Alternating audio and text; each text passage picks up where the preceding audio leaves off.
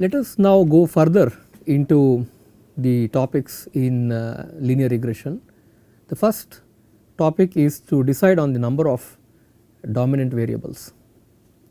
So, if you think about practical real life data, not all the variables are statistically significant, right. For example, if we assume p equals 2 case, I have 2 predictors and I need to decide on the best model.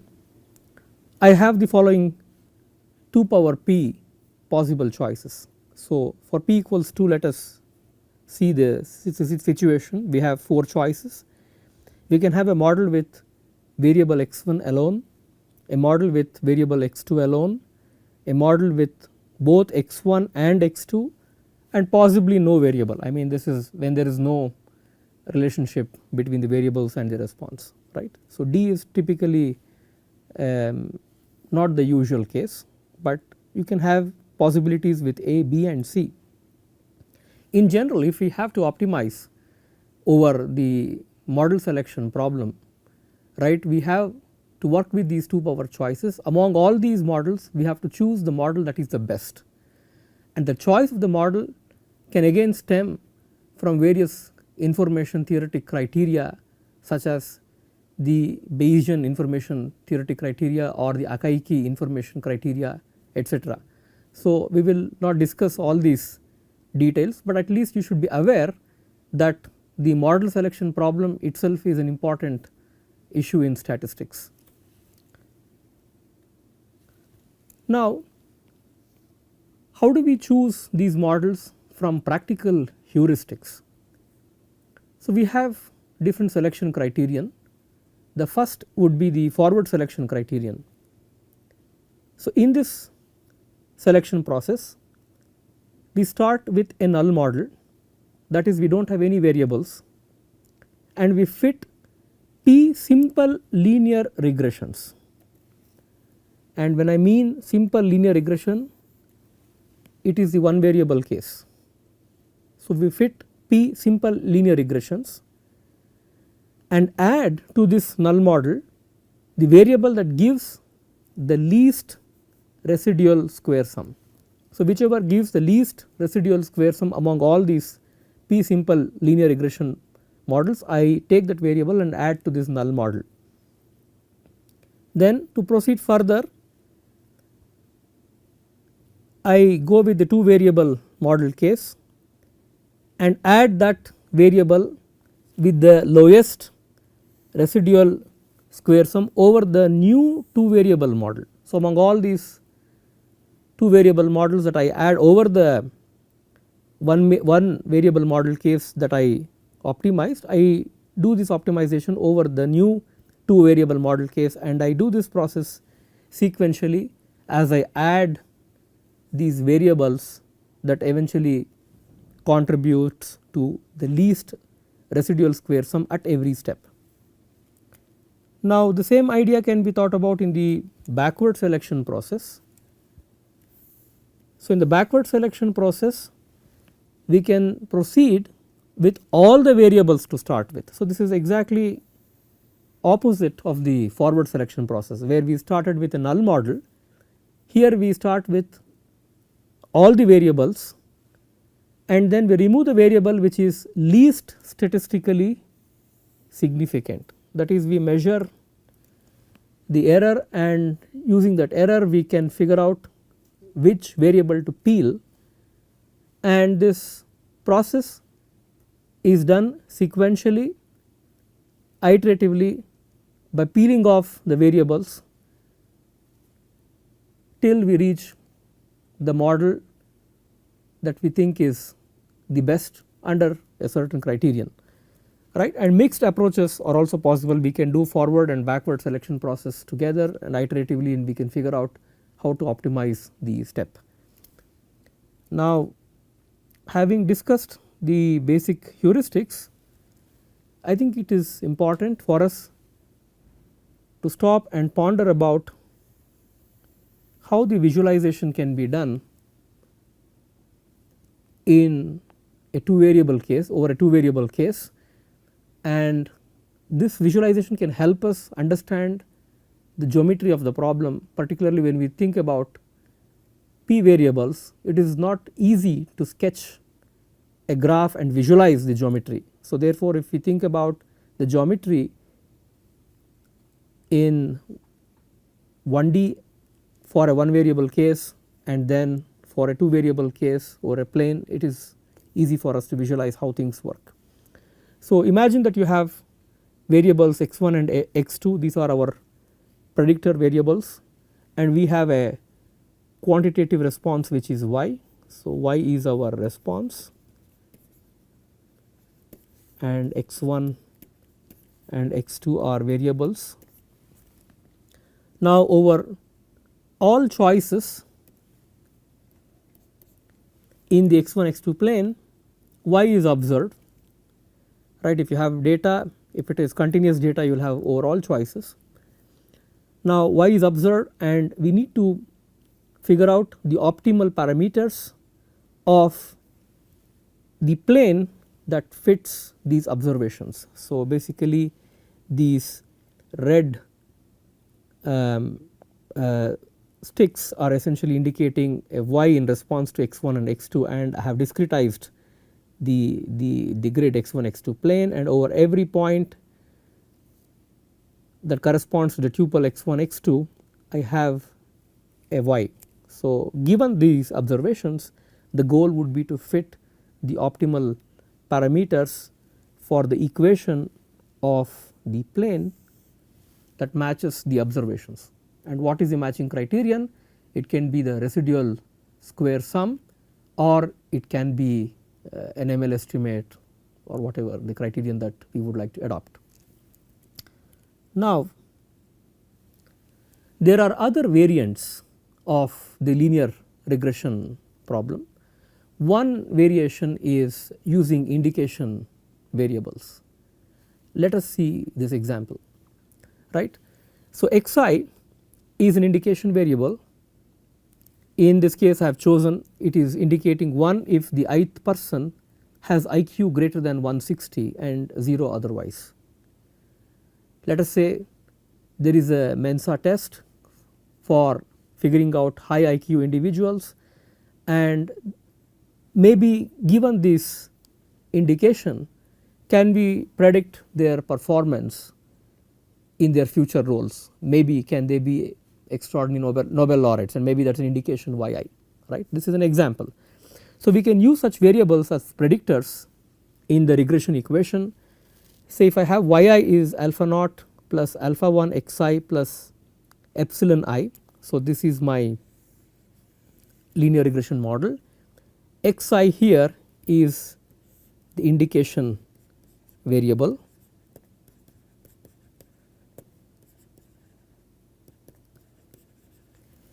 and using this indication variable I simplify this to two cases.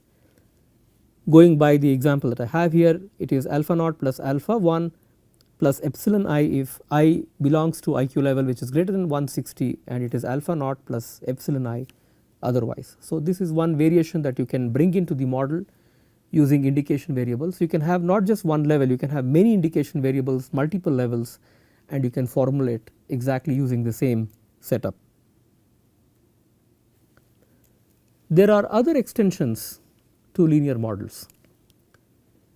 If you think about the standard linear regression problem, it makes two important assumptions, and these assumptions between the predictors and responses are as follows.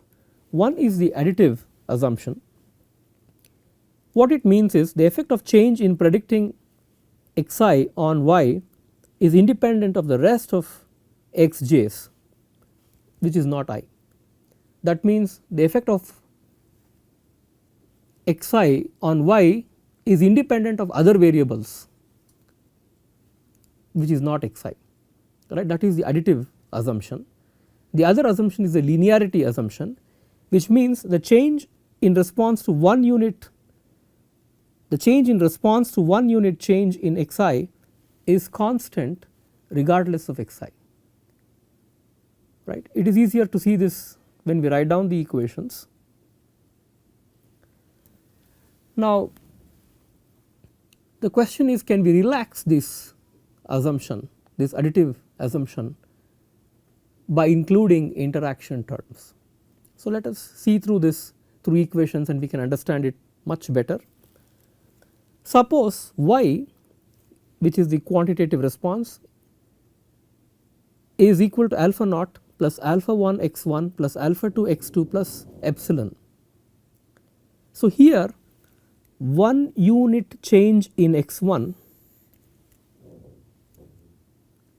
can bump up alpha 1, so 1 unit change in x1 can bump up y by alpha 1, right, that is what I indicate. So, 1 unit change in x1 bumps up y by alpha 1.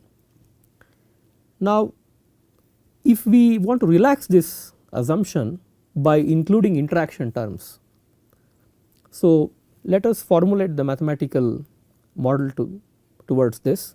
So, y is alpha naught plus alpha 1 x1 plus alpha 2 x2, this is normal linear terms, plus observe this, which is alpha 3 times x1 x2, indicating that there is an interaction between x1 and x2, and I will talk about this interaction example through a more concrete, I will talk about this interaction idea through a more concrete example. So, let us simplify this. So, we have alpha naught plus alpha, so you just group this x1. So, I have alpha 1 plus alpha 3 times x2 plus alpha 2 times x2 plus epsilon, that is the coefficient of x1 is alpha 1 plus alpha 3 times x2, right. So, this is very important. So, what is happening here is, if I bump up or if I have a unit change in x1, it does not just it is not just dependent on just itself, but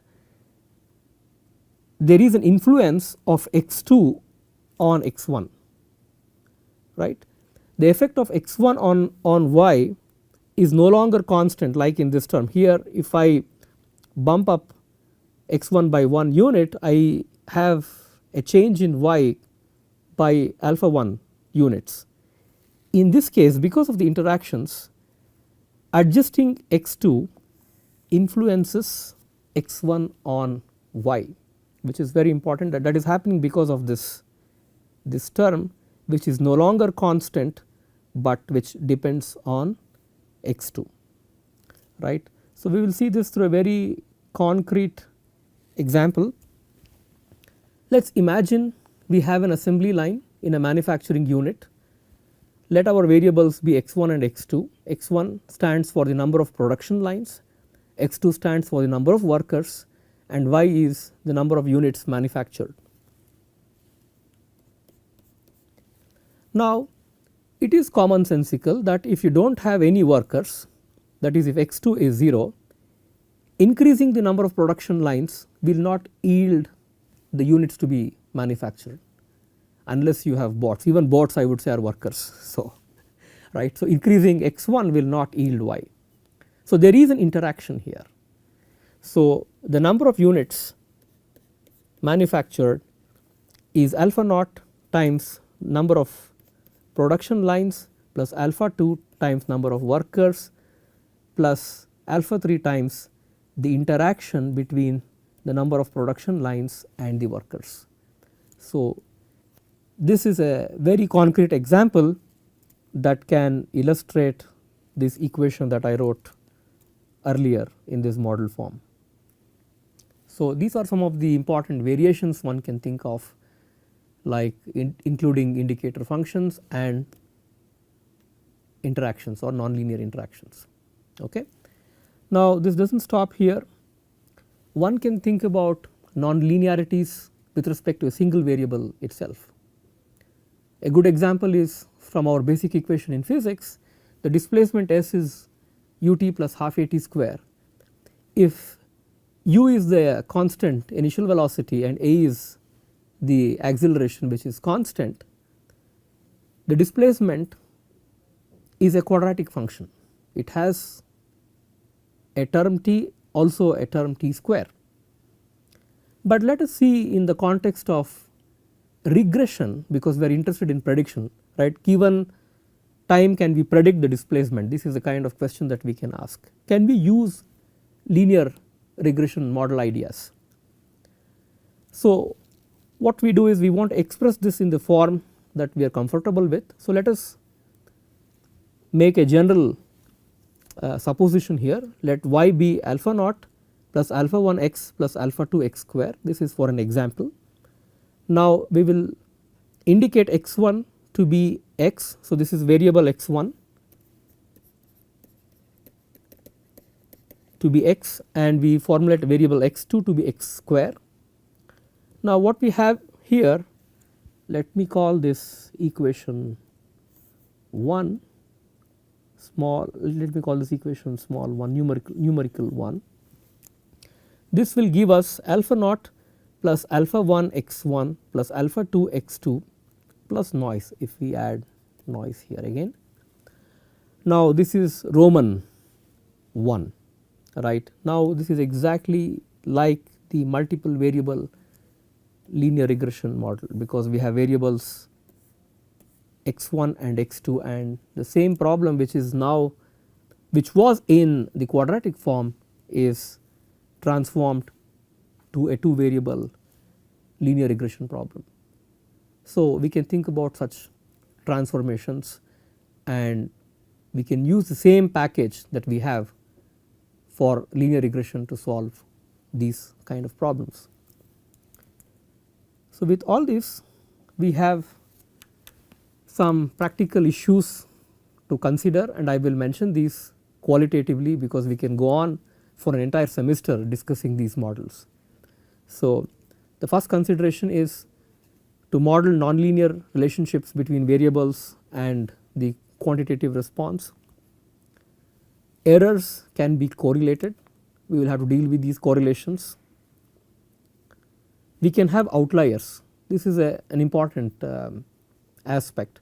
Sometimes when we look into data points, there will be few data points that will be completely out of the norm, and these can be aberrations. For example, I have a group of points which are all clustered like this, there may be one point which may be completely out somewhere here, and these are outliers. And how do we deal with these outliers? Do we ignore them, or do we give them some weightage, etc. So these are some considerations in practical modeling. The last is collinearity of 2 or more variables.